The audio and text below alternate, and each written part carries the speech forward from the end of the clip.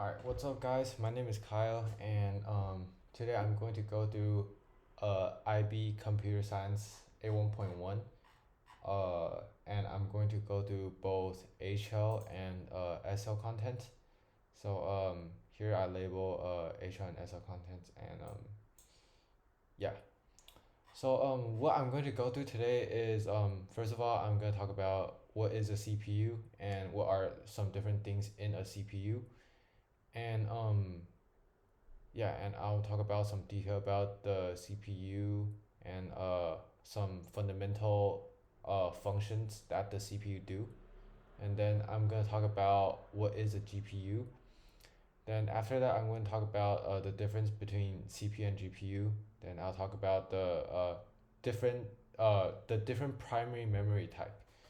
Then I'm going to talk about the process of pipeline in multi-core agricultures and the internal and external type of secondary memory storage and compression.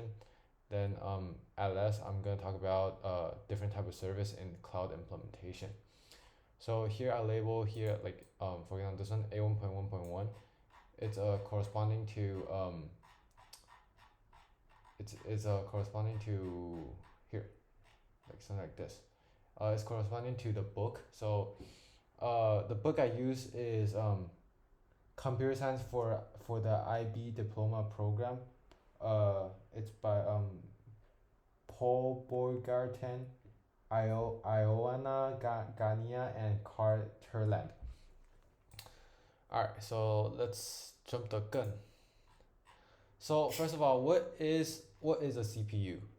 So a CPU is its full form is a central processing unit.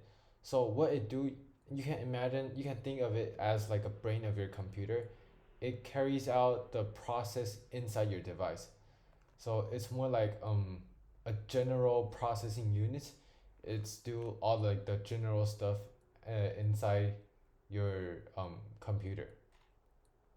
So what are some example of a CPU? For example, Intel and AMD. These are two really big companies that are famous of making CPU.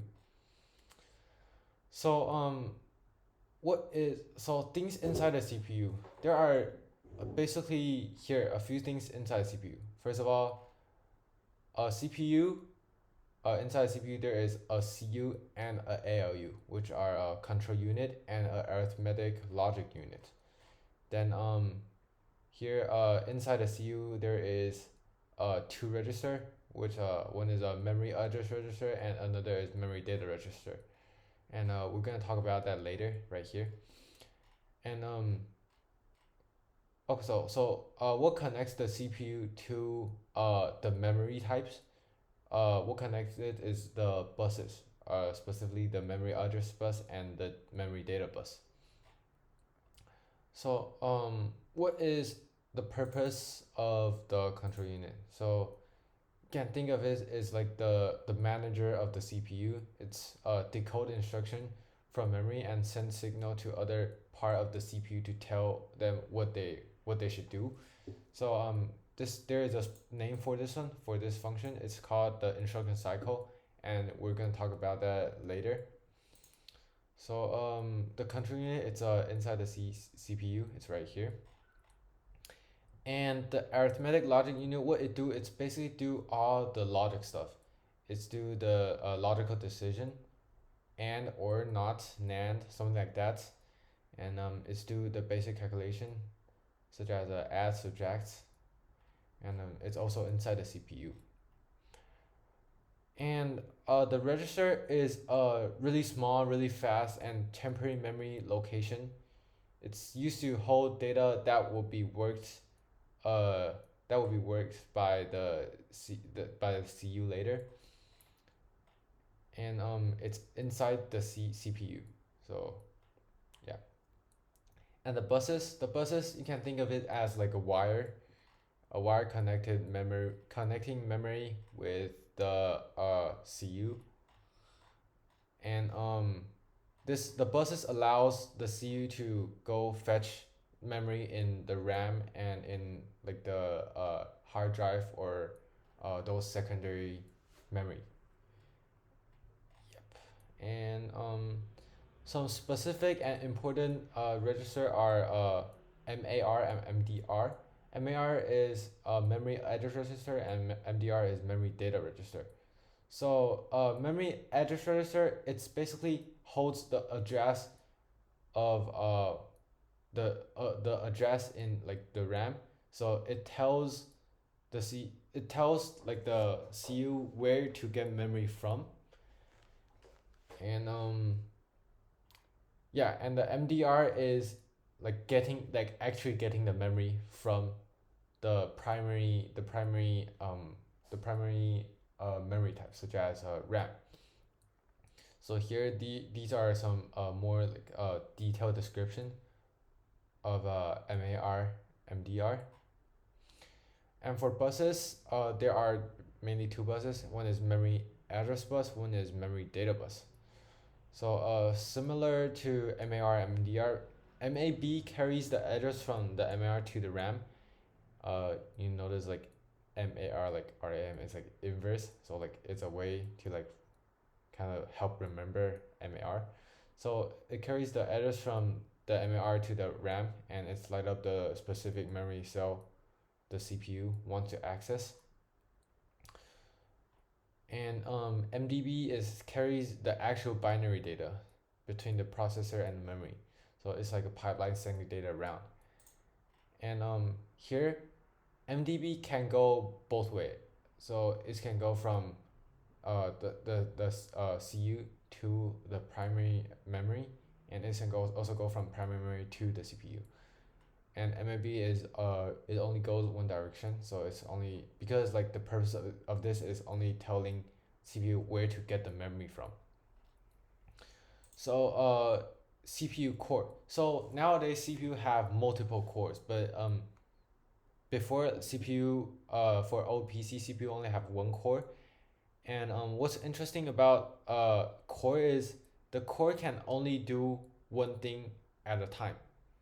So uh like before when you like with an older PC, when you're doing a lot of different things at the same time, the CPU core actually have to um multitasking. So because it only can do one thing at a time, so it have to break its time to a lot of a small time interval and focus on different thing in each time interval.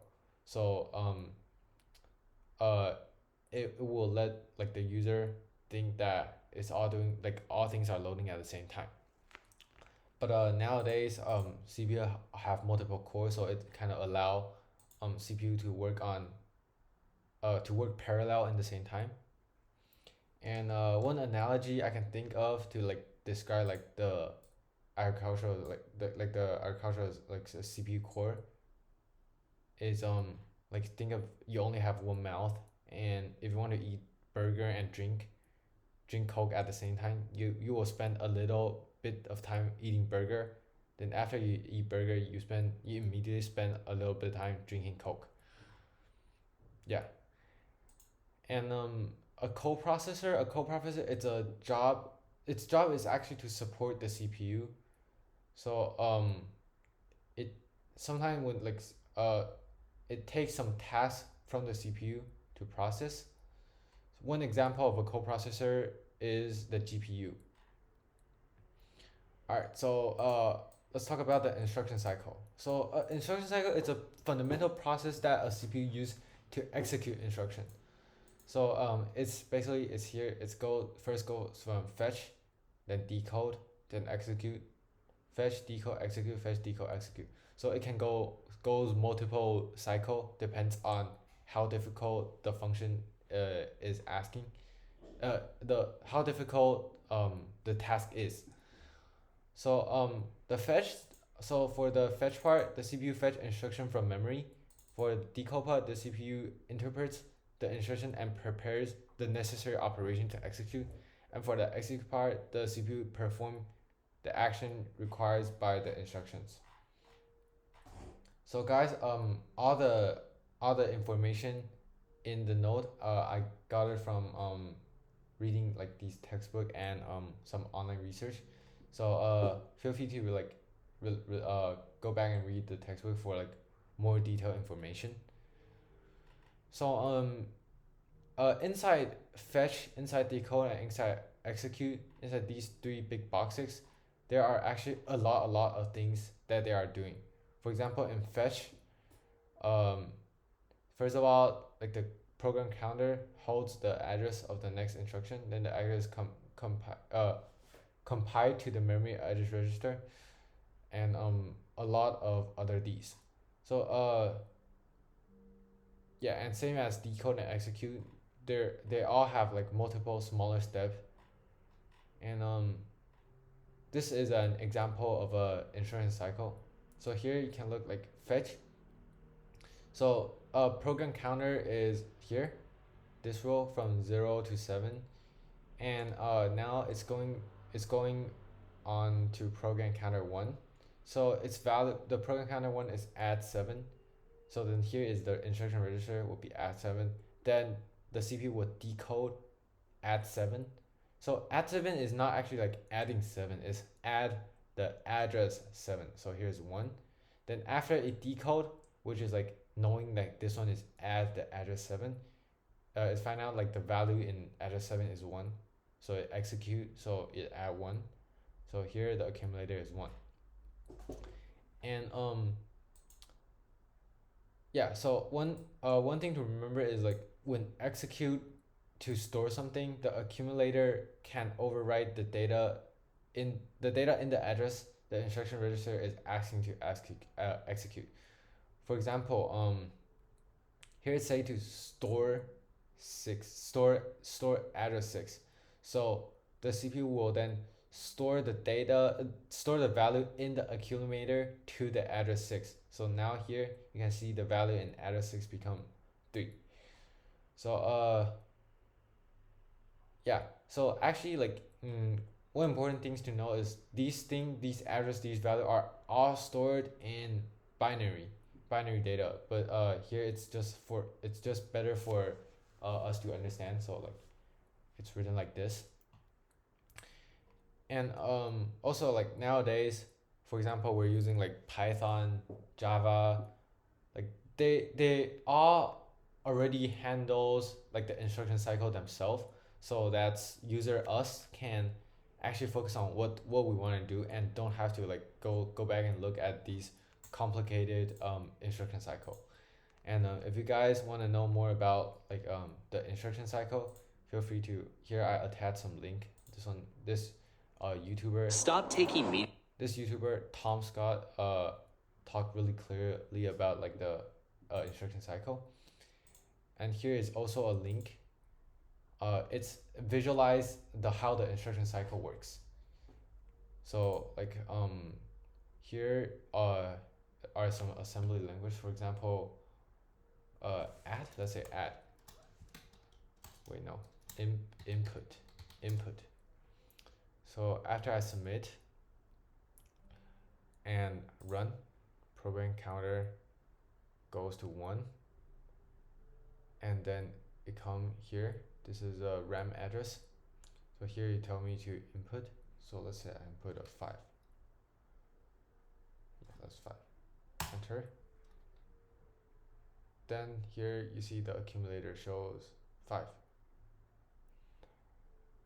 And yeah, so you guys can play around with this Little Man Computer. I think it's a really good website to visualize like the instruction cycle. All right, let's talk about A1.1.2, which is this one. What is a GPU? So GPU, its full name is Graphic Processing Unit, and a famous company making CPU will be NVIDIA and AMD. And a CPU, remember when we talk like at this place, we talk about like CPU is a coprocessor. GPU is a coprocessor for CPU. So so GPU is like a special tool specialized on doing something. So what it's good at is it's really good at specialized in like parallel processing, so doing multiple things in the same time. And is also really good at performing like really rapid math calculation. and this made it good at accelerate scientific research simulation, machine learning, and AI model training, and render high solution image video and cryptocurrency mining. So in general, it's good at anything that require really rapid, fast math calculation. Yeah, that's all about GPU. So what is the difference between GPU and CPU? Here it's this one is HR content. So you can think of GPU as a more like general purpose processor. So it's doing all the general stuff. It's doing all the small stuff, while like uh, GPU is doing specialized stuff. And some difference like we talk about here and here in part one and part two is GPU is specialized at fast math calculation, while CPU is only like doing like the fundamental functions such as like the instruction cycle to like make sure like your computer is working. And here is a table from the textbook, and our here talks about like more in depth of the different in terms of processing architecture and the functionality. So yeah, you guys can read it yourself. We will attach like the link of this. Um, we'll attach the link of this note under this YouTube video. All right, let's talk about the different primary memory type. So a primary memory type. There are two different types of memory type: primary memory type and secondary memory type. So primary memory type are usually like really like way more faster than secondary memory type, and it's like primary memory type. Their purpose is to like let CPU to get data faster, while like secondary memory type is like store a big amount of data. So here are some different primary memory data types. One is RAM. It's called random access memory, and ROM, read only memory, and cache. I think this is cache. Cache. I'm not really sure, but what RAM is? It's a stick. You guys can see like RAM. It's like a stick in your computer. No, not this one. Like something like this. It's like a stick. And ROM is something attached to the motherboard. It's like a small box. Let's see, ROM. Yeah, it's something like this. A small box attached to your motherboard. And cache is made of SRAM. It's called like static random access memory. So you can think of cache as a super fast RAM. Alright, so back to RAM. RAM is RAM will lose its memory as you shut down your PC, and it is used to load something so that your like CPU could get information more fastly. And what ROM do is it's only read stuff. So like while like RAM and cache like they can do stuff to the memory, ROM only reads it, and it stores instructions that are rarely modified. For example, like when you start your OS system, your CPU can get all the instruction from the ROM. And cache. So there are a lot of different level of cache. So level one cache, level two cache, and level three cache. So level three cache are the slowest, and it's the most furthest from the CPU. Here, let's go back to here. You can see like L1 cache and L2 cache, and there are another level of cache, probably like more farther right here. And cache, it's like a really fast RAM. Like what we said, it's a really fast RAM. It's like a waiting room that sits between the CPU and the RAM and holds the data CPU is about to use. So SRAM, the cache is made of SRAM, and SRAM is a type of chip architecture that is incredibly fast but expensive and bulky. So if you guys have a question like why don't we use cache, the reason is because like SRAM is super expensive, and also because we talk about cache is like actually like a really small is a really small place. So how CPU use cache is, first of all, like when CPU is asking for a memory, it goes to ask cache and ask like do you have this memory, and cache will either say oh yes I have this memory or no I don't. So if the cache says yes, then it's called a cache hit. If the cache says no, it's a cache miss. And if your cache said yes, then your CPU will get memory directly from the cache, and the whole process will be really fast. But if your cache said no, then your CPU will go get the memory from the RAM. So here is just a note of a more detail like what a ROM do. So when you first press the power button on your PC, your RAM is like empty, and because it is volatile. So we're gonna talk about like volatile and non-volatile later. But volatile basically means that your memory will be gone as you shut down the computer. And so like as you let's go back as you press the power button, your computer doesn't know what is a keyboard, and it doesn't know how to talk to the screen. It know nothing. So here your CPU will immediately looks for ROM's help. So like the ROM will say, okay, so what is a keyboard, and like where it is, and how do you talk to the screen. Yeah. And process of pipeline in multi-core architecture. So this one is also HL content, but uh I'm gonna go through quickly because there's not really a lot of thing here. So previously we talked about like before the CPU only have one core, and this multi-core architecture is having multiple core. So this allows your CPU to work on multiple things at the same time.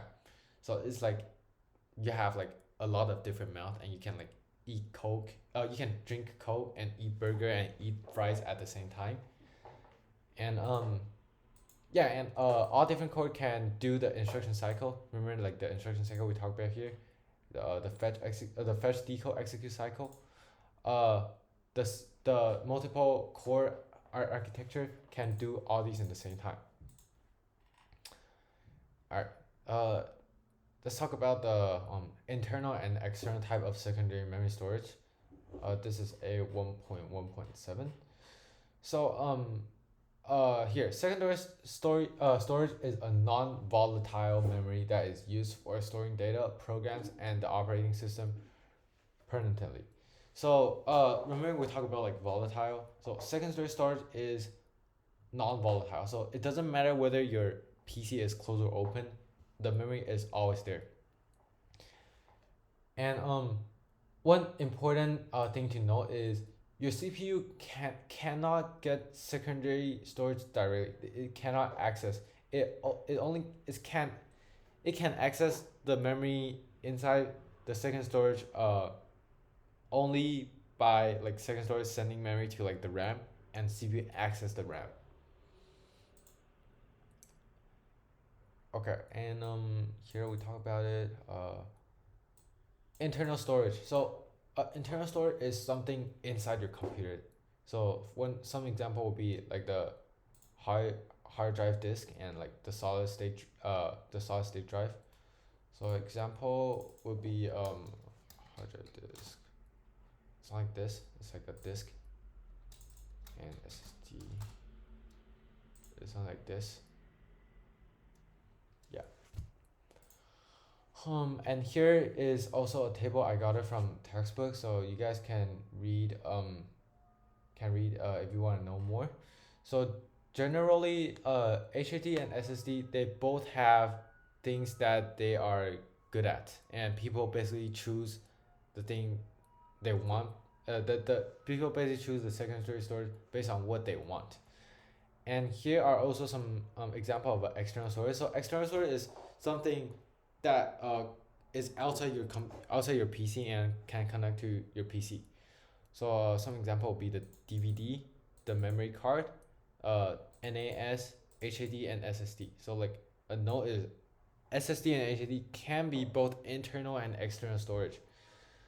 And a node is NAS is actually like a big chunk of here. It's something like this. It's like a big chunk of box full with SSD or HDD, and it allows users to access the SSD or HDD through internet. And this one is the memory card. It's mostly used for phone camera because of its like high durability. It can perform in like really high temperature. It's really small, and it's not that easy to like damage. All right, compression. So like um when you guys are downloading something, we're all doing like um when you guys are watching a video, uh downloading a project from GitHub, and all those kind of things, like downloading a picture. Actually, your computer are always doing a thing called compression. So compression is actually like make things smaller. So make things smaller, so and like take it.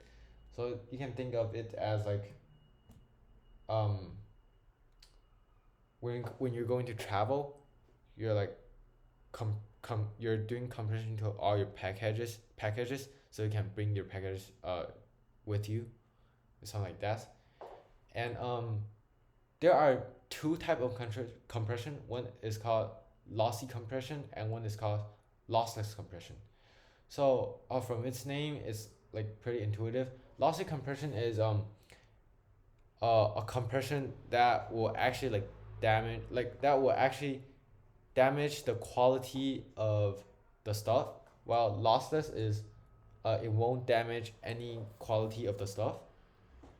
So some example of a lossy compression would be like JPG, GIF, PNG, and MP3. And some streaming service of like lossy compression would be Spotify, Netflix, and yeah, etc. So how lossy compression work is like it's sometimes it kind of combine similar things together. So for example, if there's like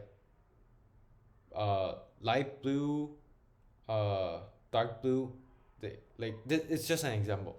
Like for example, there's light blue, dark blue. Your computer will probably see it all as blue and just store it as blue. So this is also the reason why it's kind of like damage the quality of the stuff. And how lossless compression works is it's kind of use some different tricks to like trick the storage. For example, like it's not say like trick, it's like a way to make it store more efficiently. For example, when you here is one of the thing lossless compression use is called the run less encoding. So let's say for example this picture. Here you can know like here are like all blacks, black, black, black, some white, right? So um what the lossless compression, what the run length encoding would do is it store all these black as like let's say like 200 black, 200 black, 5 white, 200 black, 3 white, something like that. And so like here's an example: 4A, 4B, 4C, 1D. And then when you open this in your computer, it expand this thing back to this one. So this is why like the quality of the thing won't get damaged. And an example of this of lossless compression would be zip and FLAC. This is for music, something like this. Okay. Lastly, type of service in cloud implementation. So there are mainly like three: SaaS, PaaS, and IaaS. Like SaaS is really famous recently. Like B2B SaaS. So so here, SaaS is actually like a software as a service or solution. I don't know why the textbook calls it software as a solution, but here the textbook calls it software as a solution. But I know this as like software as a service, and I search it online. It's the Gemini also tell me like it's software as a service, and PaaS is platform as a service. IaaS is infrastructure as a service. So here is like a more comprehensive table of IaaS, PaaS, and SaaS. So a simpler like description is like IaaS. It give you the most flexibility to change something. So for example, like AWS EC2. If you guys knows about like some web development, AWS EC2 is uh an example of IaaS. Uh, so like you have to do all those inside. Like it's basically Amazon rent you a blank computer, and you have to log in, install like whatever OS you're using, and set up and everything, and then manage all the hard drive yourself. So like it's giving you like a whole blank stuff, and you gotta do everything. And PaaS is platform as a service. It's kind of like renting a pre-set up environment to build and host code. So and a famous example would be Google App Engine. So what you do here is you write like whatever code, and you upload to this you upload to this service. Then Google help you to create service, install Python, and run your code. And SaaS is software. So it's like apps, web app, application, and it's directly for more like a bigger general user, while PS and IS are more for like software developers. So example of SaaS would be Google Workspace, such as Gmail, Doc, because like it's not giving any flexibility. It's just letting you perform whatever function it have, right? Yeah. All right. Thank you guys for watching my video, and see you next time. Bye.